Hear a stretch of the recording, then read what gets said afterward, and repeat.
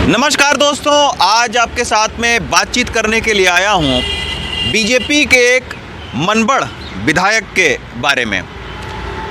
गाज़ियाबाद में एक लोनी विधानसभा पड़ती है, उसके जो विधायक हैं उनका नाम है नंद किशोर गुर्जर। वो काफ़ी दबंग विधायक माने जाते हैं और अपनी हरकतों के वजह से, अपने अच्छे काम की वजह से नहीं, अपनी हरकतों की वजह से वो हमेशा सुर्खियों में रहते हैं मीडिया के। अब इस बार भी उन्होंने कुछ ऐसे ही हरकत की और इस बार उनके निशाने पर रहे चिकन के व्यापारी, यानी वो छोटे दुकानदार जो चिकन बेचकर अपना गुजर बसर करते हैं। वो अपने समर्थकों समेत गए, दल बल लाव लश्कर हथियारबंद लोगों के साथ में, और चिकन के तकरीबन आधा दर्जन जो दुकानदार थे उनकी दुकानों पर पहुंचकर उन्होंने जबरन दुकान बंद करवाना शुरू कर दिया। ये कहा कि भाग जाओ यहाँ से, दिल्ली जाके चिकन बेचो, वरना यहाँ बंद करवा दूंगा, जमानत तक नहीं होगी। साथ में उन्होंने ये भी कहा कि पुलिस को तुम कितना पैसा देते हो। तो इस तरीके का जो वीडियो है वो उनका वायरल हुआ। पहले मैं आपको वीडियो दिखाता हूँ, फिर इनके इतिहास के बारे में और इनके वर्तमान के बारे में आपसे बातचीत करता हूँ। तो पहले ये वीडियो आप देखिए जो कि खुद विधायक जी के समर्थकों ने बनाया है और उसको फिर वायरल किया है। लोग निकलते भी नहीं होंगे यहाँ से। अभी आपको बदबू नहीं आती है आप लोगों को? तो ऐसे नहीं चलेगा भाई, ये बिल्कुल नहीं होगा। आप ये बंद करो और लेके जाओ। बना रखी पूरी ना, अनुमति है तेरे पास? ये लास्ट चेतावनी है, हमें सूचना मिली, के हाथ अरेस्ट कराऊंगा, जमानत भी नहीं होने की। तो ये आपने वीडियो देखा। नंद किशोर गुर्जर जो हैं वो एक दबंग छवि के और विवादास्पद नेता माने जाते हैं लोनी में। राकेश टिकैत का जो आंदोलन दोबारा खड़ा हुआ उसमें भी कुछ हिस्सेदारी नंद किशोर गुर्जर की थी। इससे पहले उन्होंने अभी 3 महीना पहले प्रशासन के ऊपर आरोप जड़ दिया कि प्रशासन पैसे खा रही है और गौ तस्करों से प्रशासन मिली हुई है।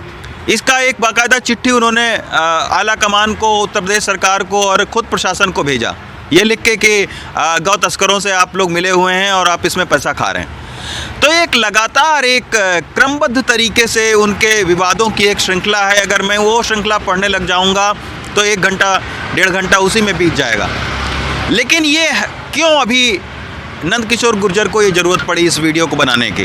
दरअसल क्या हुआ है कि एक तो नंद किशोर गुर्जर की लोकप्रियता जो है वो तेज़ी के साथ में घटी है।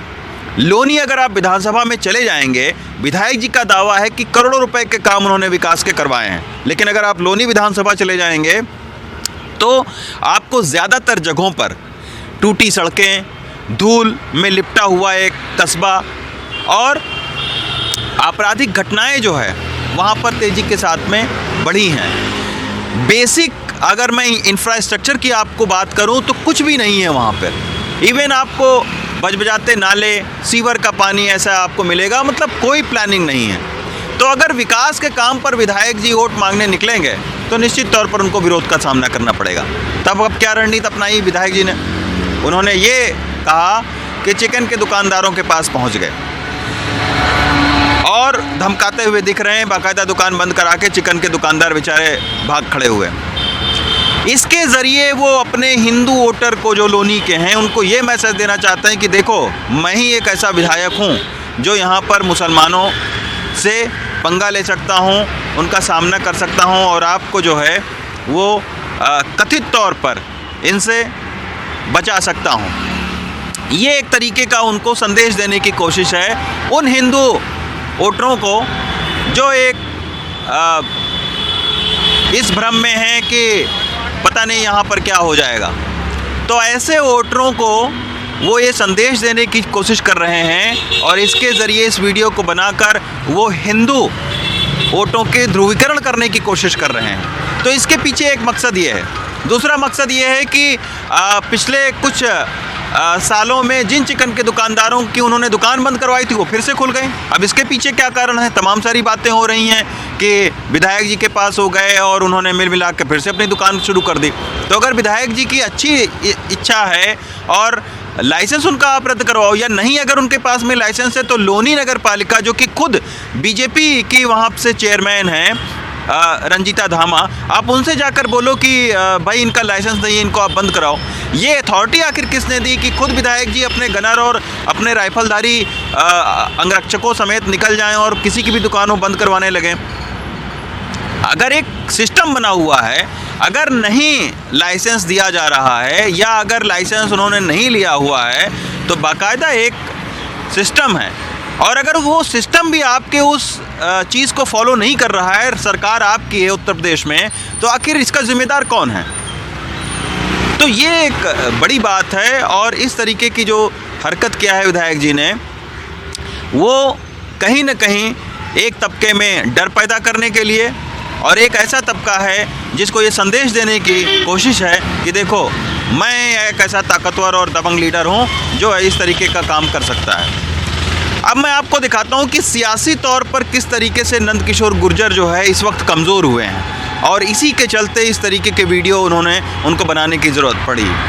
लोनी के विधानसभा में सबसे जो तगड़ी उनका जो सियासी मुकाबला है वो उन्हीं की पार्टी के रंजीता धामा से है, जो कि लोनी नगर पालिका की वो अध्यक्षा हैं। उन्होंने खुद वो सरेआम बोल चुकी हैं कि उनको इस बार लोनी से बीजेपी का टिकट चाहिए, ये उनके सम्मान की लड़ाई है। तो यानी पार्टी के ही अंदर में रंजीता धामा और नंदकिशोर गुर्जर के बीच में एक सियासी टकराव है।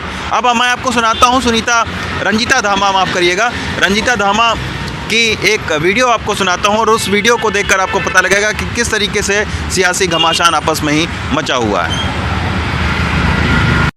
जी ने 3 महीने अफसोस मुझे इस बात का है कि जो गलती उन्होंने की ही नहीं, अपनी पार्टी के आदमी ने अंदर भिजवाया। चुनाव मेरे आत्मसम्मान का चुनाव है, ये चुनाव में हर हाल में लड़ूंगी। अगर पार्टी टिकट नहीं देगी तो कल मुझे ये मत कहना कि सीट नहीं निकली यहाँ से। तो ये आपने रंजीता धामा का वीडियो देखा, वो सरेआम कह रही हैं कि इस बार आत्मसम्मान की लड़ाई है और इस बार उनको टिकट दिया जाना चाहिए। तो आप समझ सकते हैं कि आने वाले समय में जो हिंदू मुस्लिम वोटों का ध्रुवीकरण है उसको भरपूर कोशिश की जाएगी कि शिक्षा, स्वास्थ्य, रोजगार के मुद्दे से लोगों का ध्यान हटाकर, विकास के मुद्दे से लोगों का ध्यान हटाकर ध्रुवीकरण की कोशिश की जाए, हिंदू मुस्लिम ध्रुवीकरण, जातीय ध्रुवीकरण की कोशिश की जाए, ताकि एक सियासी फ़ायदा उठाया जा सके। लेकिन हमारा और आपका जो पढ़े लिखे लोग हैं, जो समाज के